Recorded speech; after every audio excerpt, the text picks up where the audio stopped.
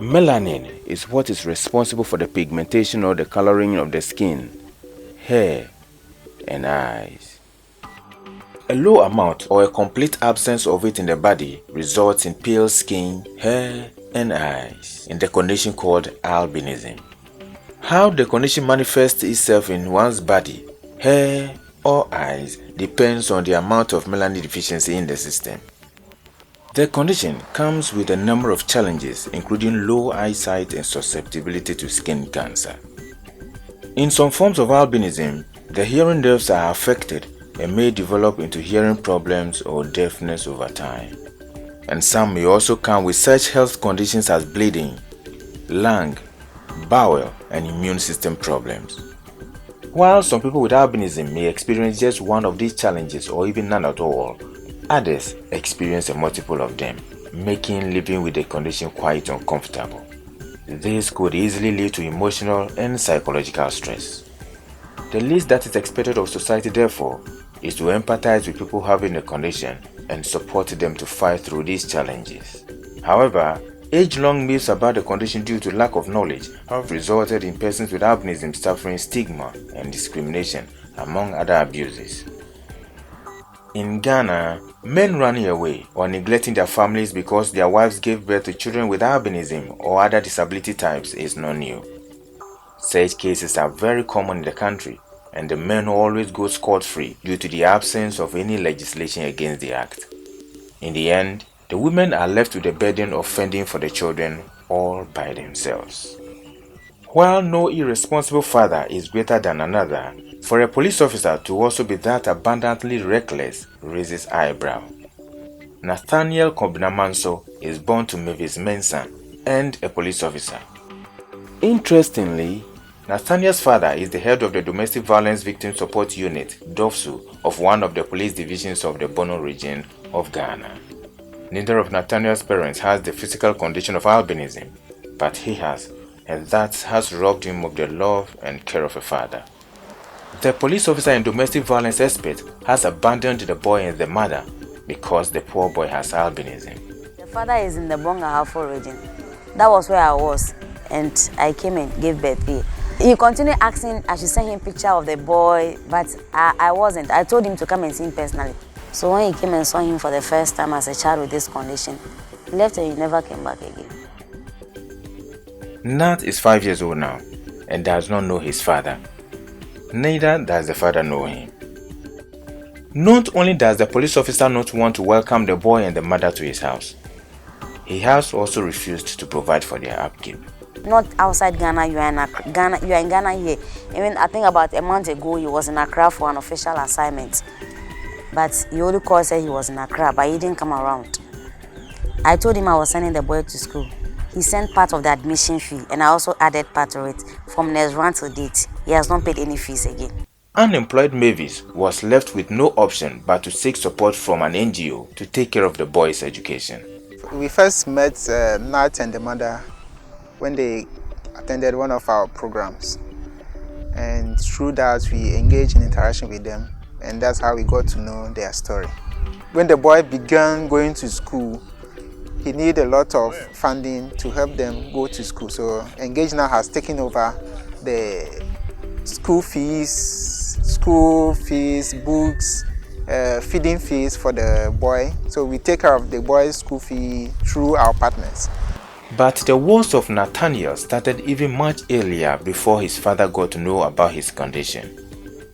His woes started from the Tema General Hospital, where he was born. Albinism is a genetic condition that is passed on by both parents. Each parent must be a carrier, and both must pass on a bit of the albinism gene for a child to be born with the condition. This implies that couples that do not have the physical condition of albinism, but all partners have it in their genes, have chances of producing children with the condition. The chance of each child being born with the condition is 1 in 4. And that is the case of Mr. Johannes Fogangadi and wife Matilda Jaka, who have 2 out of the 5 children with the physical condition of albinism. I have 5 children. The first one is a female who doesn't have the color.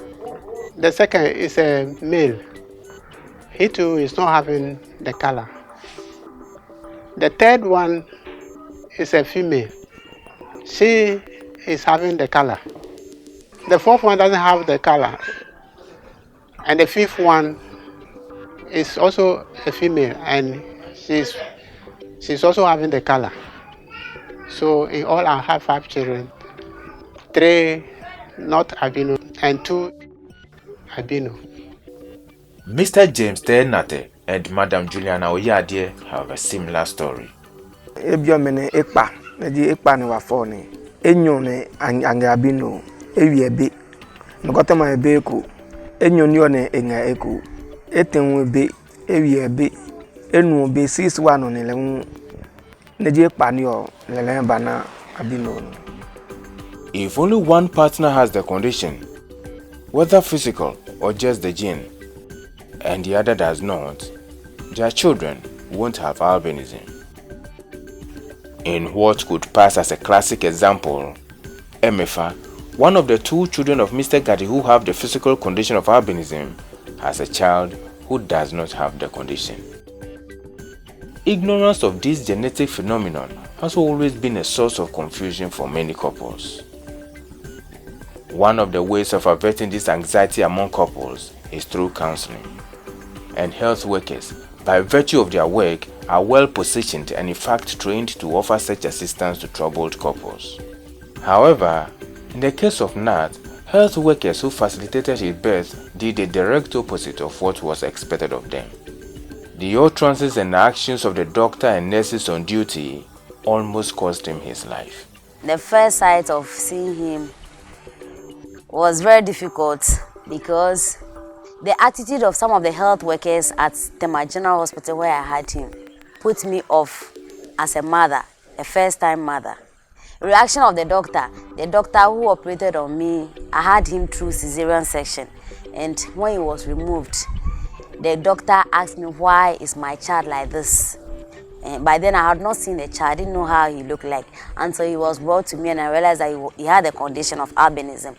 And the nurses, other nurses started coming to the ward to catch a glimpse of this, the boy. But when they come, they say, hey, in charge, we've heard that there's an offering in this ward. You want to have a look at him? They'll come, have a look at him, laugh, and then go away. So it made me feel very bad. So initially, when I came home, I didn't even want to breastfeed him. I didn't, because the love of a mother for a child went off the very moment the doctor passed that comment at the hospital. And so many things were going through my mind. I said, if I were to be living at where I was, I would have gone to dump him somewhere and then run away. But in this case, I live with my family. So how do I do that? I can't do that. Me akoranu oba eno. Me feel bibia say oye koko anani timu ye koko ntia. Me mpa korana sem. Nti me de ye de penasem ni me ba mu ye penasem pa. Nanso ono no aya hu say bi ho ha wo dem ana wa mmra nanim e wa koranu ho. The whole day koranu osusa wanum no fo. The animosity the health workers planted into the heart of the 30-year-old mother was so deep that it took Mavis almost 3 years to overcome. It took me about 2.5 years when I realized that he was being liked by my family, my sister and her children, my parents. So I have to accept the fact that he has come to live with that condition permanently, so I have to have some affection for him. At Engage Now Africa, once we get stories of that nature and the mothers going through that, we try to help them in various ways. The first we did was through our partners. She got psychologists who took her through counseling to develop the love for the boy.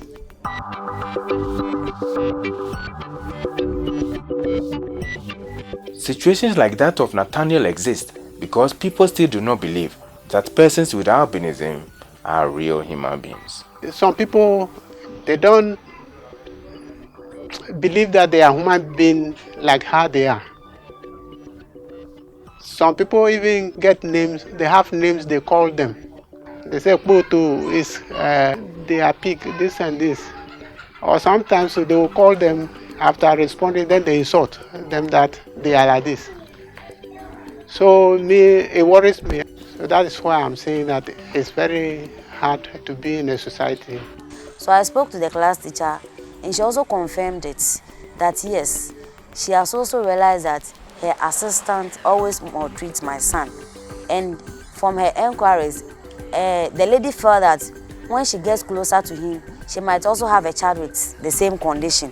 So she always tried to distance herself from him in the class. Madam for send me a driver station or be a candle or pay fan at the streaming. I've been also Omuyra. I've been also Mon Toilet Friday. I've been also Moon da Pansa over Danny Ewo. SMP Bebre qua. But I mean, no one to me who say the Omukan back crying him. Such perceptions about the condition have been the bane of persons with albinism in Ghana. Getting jobs, marriage, and other necessities of life or entitlement are almost impossible for them. Getting job for people with albinism has never been easy. Maybe the easiest way you can get is through the government sector, say being a teacher, a nurse, that no one have to, or you don't have to go through recruitment processes. But the challenge is when you have to go through recruitment processes, most people believe that persons with albinism do not have the requisite skills to be able to perform on the job. And also they are influenced by the superstitions they have already about people with albinism. And some people believe that when they employ you to work with them, you might be of a scare to their customers. So because of you, they might not get customers, especially if you have to be on front desk or something that have to do directly with the customers. They feel that your presence might be of a hindrance to the company instead of being an asset. It is difficult for albino to get a job. So I'm appealing to the government. If they can get way or to help them get work and do so that their burden shouldn't be on their parents alone. Let them be happy that we are also a human being among the others. There is only one way to resolve this issue about albinism, and that is for society to accept them the way they are, to do away with prejudice, stigma, and discrimination. Omu say ya. Adaba ko different omu color no. Apart from that, omu bibia ti say ya.